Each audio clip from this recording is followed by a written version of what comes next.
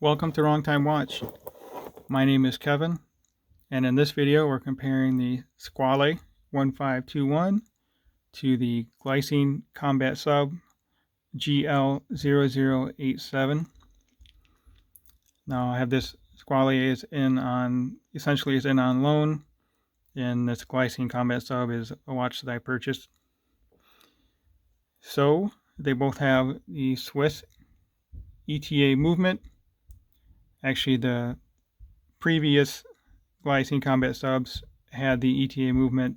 They're moved on to Slita now, but essentially the same movement.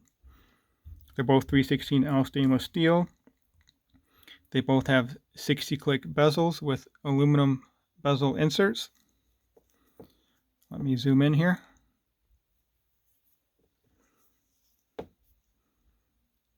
You'll see a Lume comparison later, but I suspect the Squale is going to be better than the Combat Sub. The Squale is more than twice the price of the Combat Sub, but they're both good names. They both have good history. And they both have the straight case there between the lugs. Although the Squale has 20 millimeter lugs and the Glycine Combat Sub has 22. So let's go over the rest of the measurements. The case size on the Squale, the case down here is 40.5. The bezel sticks out a little more at 41.5. And then the case size on the Glycine Combat Sub is 42. The thickness on the Glycine Combat Sub is 10.5 versus 13 on the Squale. So the Squale is 500 meter water resistant versus 200 on the Combat Sub. I would rather have the thinner watch versus the deeper depth rating. 500, probably 99.5% of the population doesn't need a 500 meter water rated watch. So that was the thickness. Oh, lug to lug on the Squale is 48.5. And then lug to lug on the Combat Sub is 50. So I really like these Combat Subs, but the lug to lug is just a bit too much for me. I'm not sure if you can see that on the camera there. I'm gonna measure this again. I guess it's only 1.5 millimeters, so that's about right. Yep, 48.5.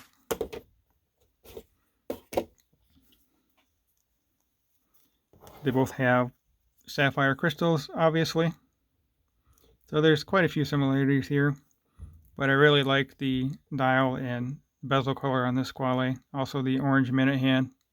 This thing is just a great looking watch. I don't think I've seen any Glycine Combat Subs with this color blue. I've seen, yeah, I have one with a blue bezel, but it's a darker blue, but the dial is still black. If they made a Combat Sub with this color pattern, I would buy one for sure. So one negative against the Squale is the crown is hard to access.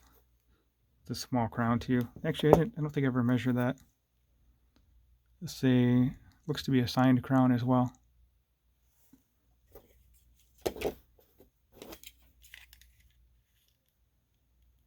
That's a 6 millimeter crown. I say 7 is probably a better size, like on my, yeah, my SKX 6.9. I don't remember what it is on the Combat Sub. 7, almost 7.5. That's a good size. So both movements, obviously, they'll hack in hand wind. So hand wind is in this position, you're actually winding up the mainspring and providing more power reserve, which on both of these I believe is 38 hours of power reserve. And then hacking is when I pull the crown all the way out, the second hand will stop. And they've gone back to having the O-ring on the stem. There was a period where they didn't have that, but it still had the same depth rating. So let's get both of these on wrist and you'll see how they look on my 6.5 inch wrist with 52 millimeter wristband.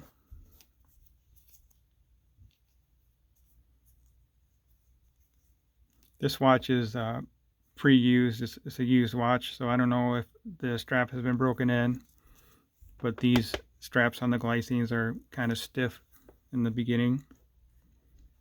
I've actually never worn one long enough to break it in on these straps. I usually put them on a NATO. So anyway, let's just look at the Squale.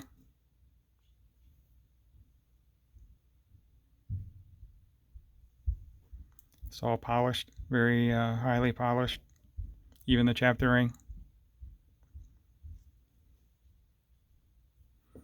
Here we are zoomed out. I think for my small wrist, this is a good size. It's a very nice watch. All right, let's get the Glycine on.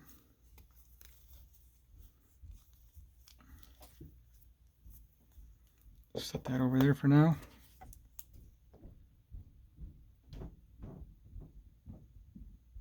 Both dials are very legible.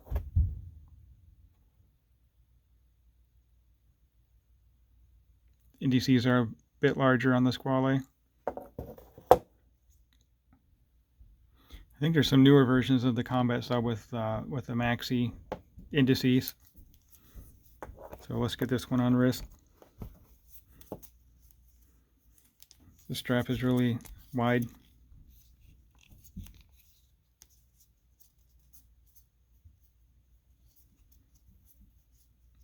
Okay, what's going on here?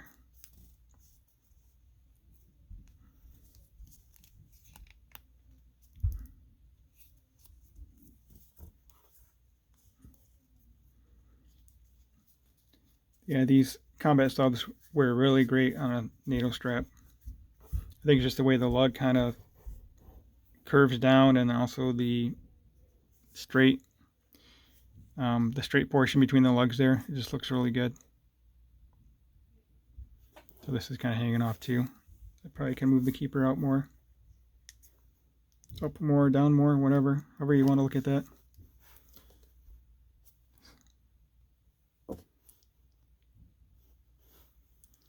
So yeah, this just looks a bit too big.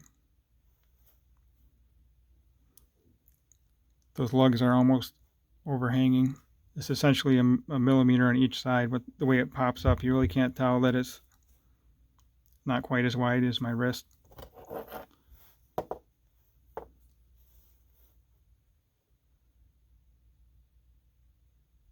Should maybe we'll put these face to face. They should be about the same size. I think it must be because this bezel insert doesn't come all the way out to the edge. It makes it look a little bit smaller. It's kind of a neat trick, the way it slopes down there. Oh, also the bezel on the Squale is retained by screws. It's not a snap-on friction fit like most bezels are. This one may pop up and down. I had some other Glycines where the bezel kind of has some play. Sorry about that. This one has it or not? Nope. Yeah, a little bit. I'm pushing up and down here. But my other one was worse than this. Also, the Glycine has a little nub on here. I like that. That's a neat feature.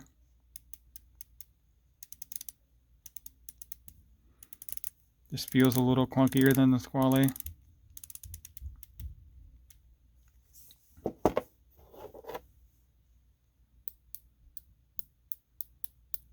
You can hear the difference.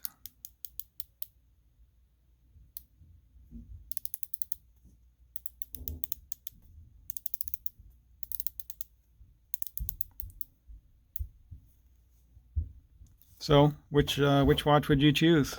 The Squale, which is about, I think it's about $900 new, and then these Combat Subs, you can pick them up.